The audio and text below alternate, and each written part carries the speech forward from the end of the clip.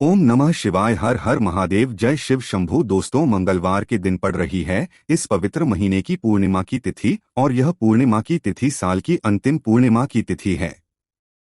पूज्य गुरुजी कहते हैं कि मंगलवार की पूर्णिमा को भौम होती पूर्णिमा कहते हैं और इस पूर्णिमा की तिथि पर हम यदि 2 लौंग से शिवलिंग के सामने एक चमत्कारी उपाय करते हैं तो यकीन मानिए हमारे जीवन से जो कर्ज की समस्या है वह सभी समाप्त होती हैं। हमारे जीवन से धन धान्य की समस्या समाप्त होती है। हमें सुख समृद्धि और वैभव की प्राप्ति होती है। हमारे घर में माता लक्ष्मी की कृपा बनी रहती है। दुर्भाग्य और दरिद्रता का अंत होता है तथा जितने भी संकट समस्या और विपत्तियां हमारे जीवन में चल रही है, चाहे वह व्यापार से संबंधित हो, चाहे वह विवाह से संबंधित हो, या फिर हमारी नौकरी से संबंधित हो, या फिर घर के लड़ाई झगड़ों से संबंधित हो, या फिर किसी भी प्रकार की समस्या हो, वो बहुत ही जल्द की कृपा से दूर हो जाती है।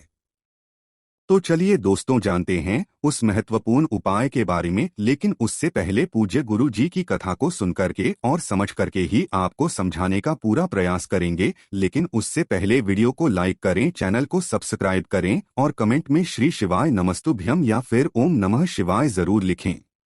दोस्तों, ये साल की अंतिम पूर्णिमा की तिथि है और यह विशेषकर मंगलवार के दिन पड़ रही है। इसीलिए पूर्णिमा की तिथि हमारे लिए किसी संयोग से कम नहीं है। पूज्य गुरुजी ने कहा है कि इस दिन हमें कुछ विशेष उपाय महादेव के सामने जरूर करना चाहिए जो हमारे जीवन से सारे संकटों का अंत कर सकें।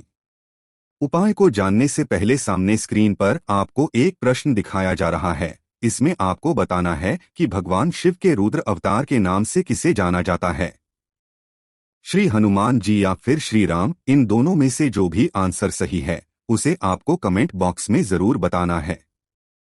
अब दोस्तों, बात करते पूज्य गुरुजी द्वारा बताए गए पहले विशेष उपाय के बारे में। ये उपाय विशेषकर उन लोगों को करना चाहिए जिनके ऊपर कर्ज की समस्या बहुत ही अधिक रहती है, जिनके जीवन में धन की समस्या है, जिन्हें धन की प्राप्ति नहीं हो पा रही है। धन की वजह से छोटे छोटे कार्य रुक जाते हैं। धन की वजह से उन्हें अपने कार्यों में सफलता नहीं मिल पा रही है। तो जिन लोगों के जीवन में ये समस्या है उन्हें ये उपाय जरूर करना चाहिए। इस उपाय के लिए आपको एक प्यारी सी बेलपत्र लेनी है। बेलपत्र को लेते समय ध्यान रखें कि ये कहीं से भी कटी या फिर खंडित नहीं होनी चाहिए। बेलपत्र यदि आपको नहीं मिल पाती है तो आप भगवान शिव के शिवलिंग पर चढ़ी हुई बेलपत्र को पुनः शुद्ध जल से धोकर के उसका उपयोग कर सकते हैं। फिर इसी के साथ में आपको थोड़ा सा शहद ले लेना है। शहद आपको मात्र आधा चम्मच या फिर उससे भी कम लेना है। और इसी के साथ में आपको 2 लौंग ले लेनी है। लौंग आपको फूल वाली लेनी है, खंडित नहीं होनी चाहिए। और सबसे अंत में आपको मात्र एक तांबे के पात्र के अंदर जल ले लेना है। अब ये 2 लौंग, 1 बूंद शहद और 1 बेलपत्र और 1 लोटा शुद्ध जल लेकर के आपको पहुंचना है भगवान शिव के मंदिर में। पूज्य गुरु जी ने बताया है कि इस उपाय को आप इस मंगलवार की पूर्णिमा की तिथि पर सुबह से लेकर के शाम तक किसी भी समय कर सकते हैं।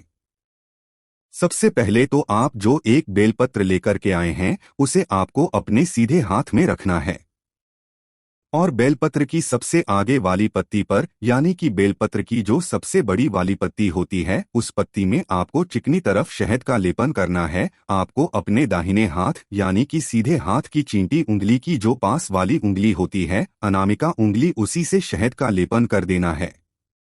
बेलपत्र की चिकनी साइड पर ही आपको शहद लगाना है और आपको महादेव से आपके जीवन में जो भी धन से जुड़ी समस्या चल रही है, धन की वजह से जो भी कार्य आपके रुक रहे हैं, या फिर कर्ज से संबंधित आपकी कोई भी समस्या है, उसका आपको स्मरण कर लेना है। और फिर ये जो 1 बेलपत्र है इससे आपको भगवान शिव शिवलिंग पर अर्पित कर देनी है। इसके बाद जो आप 1 जल का पात्र लेकर के आए हैं, इसे आपको धीरे धीरे उस बेलपत्र के ऊपर समर्पित करते जाना है। और आपको शिव महापुराण के मूल मंत्र श्री शिवाय नमस्तुभ्यं हम इस मंत्र का लगातार जाप करते रहना है। या फिर आप ओम नमः शिवाय इस मंत्र का भी स्मरण कर सकते हैं। फिर आप जो 2 लौंग लेकर के आए हैं उन्हें आपको उस शहद के अंदर अच्छे से भिगो लेना है। यानी कि शहद में आपको ये 2 लौंग अच्छे से डुबो लेने हैं। इन 2 लौंग को आपको सबसे आखिर में शिवलिंग पर अर्पित कर देनी है और आपको ऋणमुक्तेश्वर महादेव का अंत में स्मरण कर लेना है। पूज्य गुरु जी कहते हैं कि साल की अंतिम पूर्णिमा यानी कि भौमवती पूर्णिमा पर यदि हम इस प्रकार से लौंग और शहद का ये चमत्कारी उपाय करते हैं तो यकीन मानिए हमारे जीवन से कर्ज की समस्या समाप्त होती है, हमारे जीवन में धन धान्य की वृद्धि होती है और हमें सुख समृद्धि तथा वैभव की प्राप्ति होती। अब दोस्तों हम जान लेते हैं पूज्य गुरुजी द्वारा बताए गए दूसरे विशेष उपाय के बारे में। दूसरा उपाय उन लोगों को करना है जिनके जीवन में कष्ट, समस्याएं और दुख बहुत ही ज्यादा है। गुरुजी ने कहा है कि कभी कभी पितरों की वजह से हमारे घर में सुख शांति नहीं रहती है, हमारे जीवन में लगातार अशांति बनी रहती है, तो विशेषकर उन लोगों को यह उपाय करना है। दूसरे उपाय के लिए आपको मात्र एक दीपक लेना होगा। दीपक आप मिट्टी का भी ले सकते हैं या फिर आप अपने घर पर शुद्ध आटा उसका भी तैयार कर सकते हैं। इस दीपक में आपको लंबी रुई की बत्ती का प्रयोग करना है और साथ ही साथ इस दीपक में आपको शुद्ध घी का प्रयोग करना है। गुरु जी ने कहा है कि जब भी हम पितरों के निमित्त कोई भी दीपक प्रज्वलित करते हैं तो हम उसमें लंबी रुई की बत्ती का ही प्रयोग करते हैं। लंबी रुई की बत्ती का प्रयोग करने से हमें वंश में वृद्धि होती है, धन में वृद्धि होती है, हमारे मान सम्मान में वृद्धि होती है, ऐश्वर्य में वृद्धि होती है तथा सुख, शांति और समृद्धि में भी वृद्धि होती है। अब ये जो दीपक है आपको शाम के समय सूर्यास्त के प्रज्वलित करना है। जब भी सूर्यास्त हो जाए तब आपको यह दीपक जहां कहीं भी आप अपने घर में जल रखते हैं यानी कि मटका रखा हुआ होता है, वहां पर इस दीपक को आपको लेकर के पहुंचना है। दीपक की जो बत्ती है उसका मुख आपको दक्षिण दिशा की तरफ रखना है, यानी कि लंबी भांति का जो मुख है वो आपको दक्षिण दिशा की तरफ रखना है और यह दीपक आपको प्रज्वलित कर देना है। और आपको ओम पितृ देवताभ्यो नमः इस मंत्र का आपको 11 बार स्मरण और आपको पितृदेव से प्रार्थना कर लेनी है। पूज्य गुरुजी ने कहा है कि जब भी हम पितरों के निमित्त दक्षिण दिशा की ओर मुख रख कर के दीपक प्रज्वलित करते हैं तो यकीन मानिए पितरों की ही कृपा से हमारे जीवन में सुख शांति बढ़ती है, हमारी समस्याओं का अंत होता है, हमारे वंश में वृद्धि होती है, मान सम्मान, लक्ष्मी, ऐश्वर्य, कीर्ति में वृद्धि होती है तथा हमारे जीवन से दरिद्रता और दुर्भाग्य समाप्त होता है। तो इस प्रकार से आपको ये दूसरा उपाय करना है। अब हम जान लेते तीसरे अंतिम और चमत्कारी उपाय के बारे में। इस उपाय के लिए आपको एक स्टील का लोटा ले लेना है और इस लोटे में आपको 1 से 2 चम्मच कच्चा दूध मिलाना है। साथ ही साथ इसमें आपको थोड़ी सी मिश्री मिला देनी है। अगर आपके पास कोई भी सफेद पुष्प है तो उसे भी आप इस पात्र के अंदर डाल सकते हैं। अब ये सारी सामग्री डालने के बाद आपका ये 1 लोटा जल तैयार हो चुका है।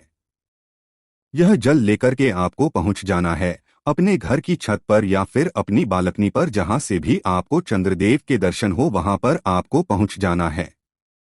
पूज्य गुरुजी ने कहा है इस प्रकार से हम सुबह सूर्य देव को जल का अर्घ्य देते हैं। ठीक उसी प्रकार से हमें चंद्रदेव को इस पूर्णिमा की तिथि पर अर्घ्य देना है। यह जो जल हमने तैयार किया है इससे हमें चंद्रदेव को अर्घ्य देना है। अर्घ्य देते समय हमें लगातार ओम सोम सोमाय नमः इस मंत्र का जाप करते रहना है। तो आपको चंद्रदेव को देखते हुए यह जो 1 लोटा जल है अर्ध स्वरूप आपको समर्पित कर देना है।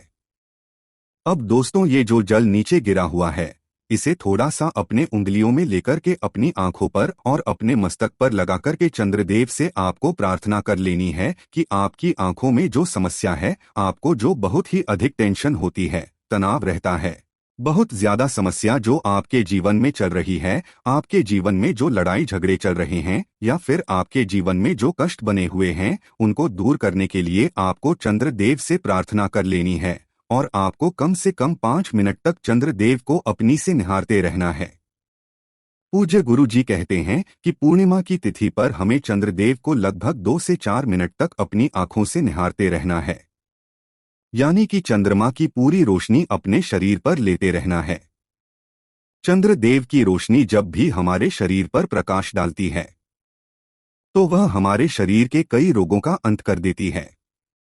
तो दोस्तों, इस प्रकार से आज के इस वीडियो में हमने आपको साल की अंतिम पूर्णिमा की तिथि पर किए जाने वाले कुछ विशेष उपाय बताए हैं। जो भी आपके लिए उचित हैं उसे आप कर सकते हैं। ओम नमः शिवाय। हर हर महादेव। जय शिव शंभू।